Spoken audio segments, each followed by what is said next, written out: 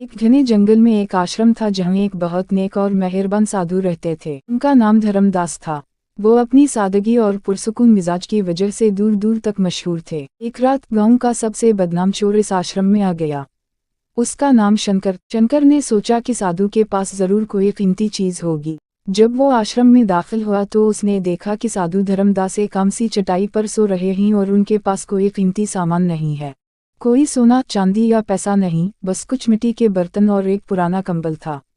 शंकर ने साधु को जगाया और गुस्से से कहा, अरे तुम तो साधु हो, तुम्हारे पास कुछ भी नहीं है। मैं इतनी दूर से तुम्हारी चोरी करने आया था।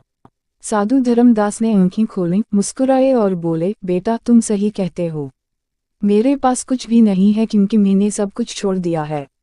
लेकिन तुम्हारे पास तो बहुत कुछ है। शंकर हैरान हो गया, मेरे पास क्या है? मैं तो एक गरीब चोर हूँ।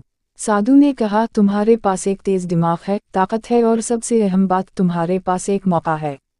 तुम अपनी इन खूबियों का गलत इस्तेमाल कर रहे हो।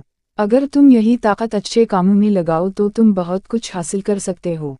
शंकर हैरान हो गया, मेरे पास क्या है? मैं तो एक गरीब चोर हूँ। साधु ने कहा, तुम्हारे पास एक तेज दिमाग है, ताकत है और सबसे अहम बात, तुम्हारे पास एक मौका है। तुम अपनी इन खूबियों का गलत इस्तेमाल कर रहे हो। अगर तुम यही ताकत अच्छे कामों में लगाओ तो तुम बहुत कुछ हासिल कर सकते हो।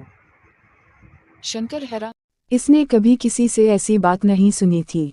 उसे अपने किए पर शर्मिंदगी हुई और वो साधु के कदमों में गिरकर रोने लगा। इसने वादा किया कि वो अब कभी चोरी नहीं करेगा। साधु ने उसे गले लगाया और कहा, आज से तुम एक नई जिंदगी शुरू करोगे।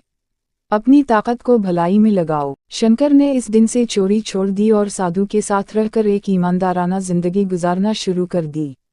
जल्द ही वो गांव में एक मुअज़्ज़ज़ शख्स बन गया और सब लोग उसे एक सच्चा और अच्छा इंसान मानने लगे। इस कहानी से हमें ये सबक मिलता है कि हर इंसान के अंदर अच्छाई छिपी होती है, बस इसे सही रास्ता दिखाने की ज़रूरत होती है।